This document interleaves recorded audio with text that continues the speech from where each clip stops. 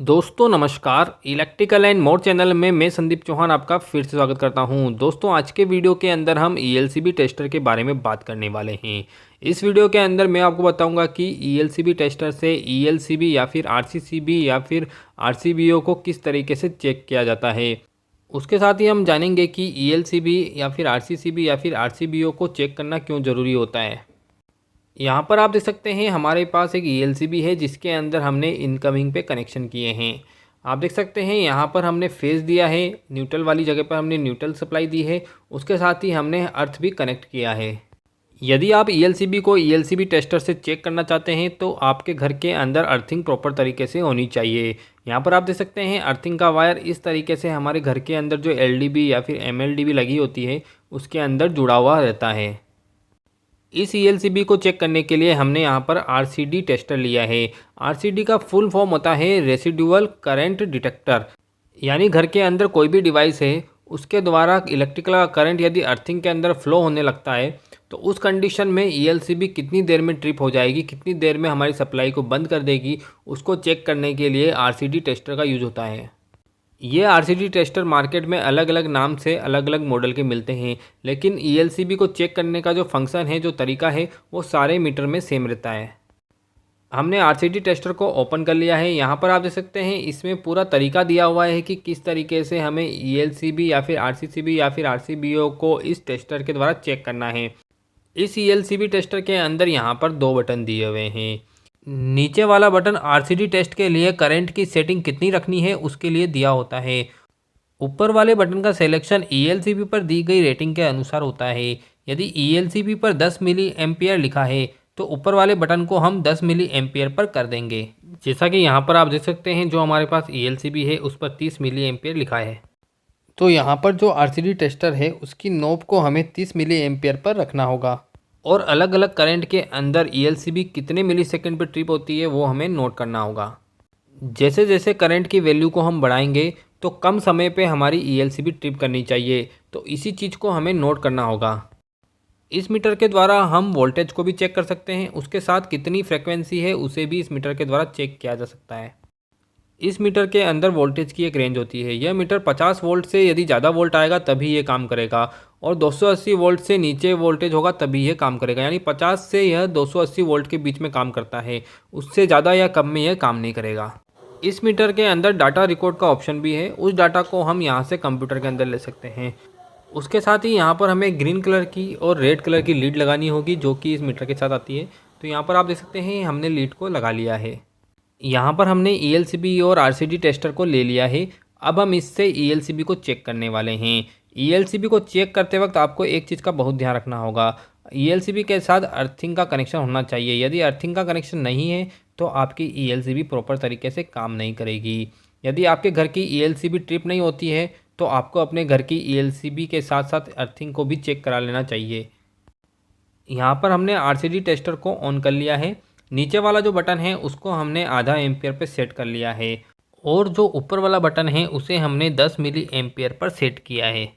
इस बटन के द्वारा हम पावर सप्लाई को सेट कर लेंगे। तो हमारे घर के अंदर एसी सप्लाई आती है तो यहाँ से हम एसी पर इस मीटर को सेट कर लेंगे।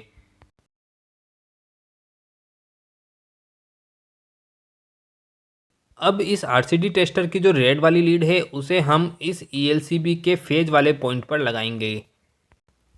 अब हम पता कर लेते हैं कि ईएलसीबी में फेज किस तरह पे है। ईएलसीबी में फेज पता करने के लिए हम इस आरसीडी टेस्टर का यूज करेंगे। आरसीडी टेस्टर की जो रेड वाली लीड है उसे हम ईएलसीबी के किसी एक पॉइंट पर लगाएंगे। ईएलसीबी के अंदर जो आउटपुट वाला पॉइंट है वहाँ पर हम रेड वाली लीड को लगा लेंगे और जो ग्रीन वाली लीड है उसे हम अर्थ के साथ लगाएंगे। आप देख सकते हैं ये अर्थिंग वाला पॉइंट है, यहाँ पर हम ग्रीन वाली लीड को लगाएंगे। आप देख सकते हैं अभी हमारे मीटर के अंदर यानी आरसीडी टेस्टर के अंदर वोल्टेज दिखा रहा है। हमारा जो घर का वोल्टेज है वह 240 वोल्ट है। उसके साथ ही यहाँ पर आप देख सकते हैं आरसीडी टेस्टर के अंदर दो रेड लाइट ग्लो कर रही है। यदि इनमें से कोई एक लाइट भी ग्लो नहीं करती तो हमारा आरसीडी टेस्टर काम नहीं करता। उससे हमें पता चल जाता है कि हमारा जो कनेक्शन है वह गलत है। तो यहाँ पर आप देख सकते हैं ऊपर वाली जो लाइट है उससे हमें पता चलेगा कि फेज और न्यूट्रल सही है कि नहीं है। उसके साथ ही नीचे वाली जो लाइट है उससे हमें फेज और अर्थ के बारे में पता चलेगा। तो यहाँ पर दोनों लाइट ग्लो कर रही है, इसका मतलब है कि हमारा कनेक्शन सही है। अब यहाँ पर हमारा कनेक्शन सही है।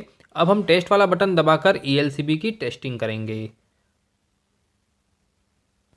आप देख सकते हैं हमने टेस्ट वाला बटन दबा दिया है, लेकिन ELCB ट्रिप नहीं हुई है और यहाँ पर डिस्प्ले पर वैल्यू शो होने लगी है। इसका मतलब यह है कि यदि अर्थ के अंदर 10 मिली एम्पेयर किसी भी वजह से फ्लो होता है, किसी भी वजह से अर्थिंग के अंदर 10 मिली एम्पेयर जाता है, तो भी यह ELCB ट्रिप नहीं होगी, क्योंकि इस ELCB की मिनिमम कैपेसिटी 30 मिली एम्पेयर है। 30 मिली एम्पेयर या फिर 30 मिली एम्पेयर से ज़्यादा करंट अर्थ के अंदर फ्लो होता है, तभी यह ELCB ट्रिप होगी, अदरवाइज यह ELCB ट्रिप नहीं होगी। अब यहाँ पर RCD टेस्टर की ऊपर वाली नोब को हम 30 मिली एम्पेयर पर करेंगे और नीचे वाली नोब को 1 एम्पेयर पर, और फिर हम टेस्ट का बटन दबाकर चेक करते हैं।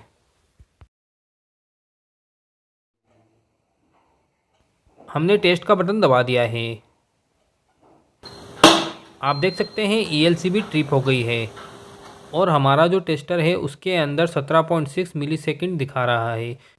इसका मतलब है कि हमारे घर का लोड यदि 1 एम्पियर है और उस लोड के द्वारा यानी उस इक्विपमेंट के द्वारा 30 मिली एम्पियर करंट फ्लो होता है अर्थिंग में, तो हमारा जो ELCB है वह 17.6 मिलीसेकंड के अंदर ट्रिप हो जाएगा। यानी ELCB 17.6 मिलीसेकंड के अंदर ही हमारे घर की सप्लाई को बंद कर देगी। अब हम RCD टेस्टर की नोब को 5 एम्पियर पर कर देते हैं और ऊपर वाली नोब को 30 मिली एम्पियर पर ही रखेंगे। RCD टेस्टर की रेड वाली लीड को हमने ELCB के फेज वाले पॉइंट पर लगा रखा है और ग्रीन वाली लीड को हम अर्थ के साथ लगाएंगे।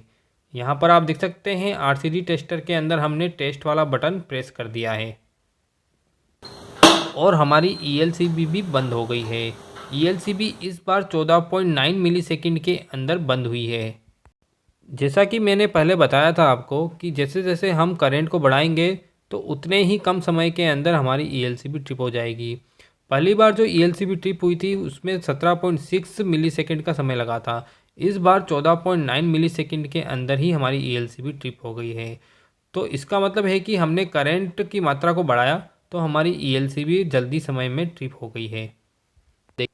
यहाँ पर हमारी जो ELCB है वो प्रॉपर तरीके से काम कर रही है। यदि किसी भी व्यक्ति को इससे झटका लगता है तो ELCB तुरंत बंद हो जाएगी और हमारे सर्किट को ऑफ कर देगी, जिससे एक बड़ी दुर्घटना होने से बच सकती है। तो ELCB को समय समय पर हमें चेक कराते रहना चाहिए। हर 3 महीने के अंदर हमें ELCB, RCCB, RCBO को चेक कराते रहना चाहिए।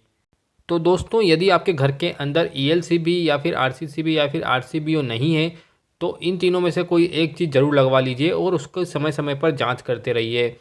इन छोटी छोटी चीज़ों से आप घर में बड़ी दुर्घटनाओं से बच सकते हैं।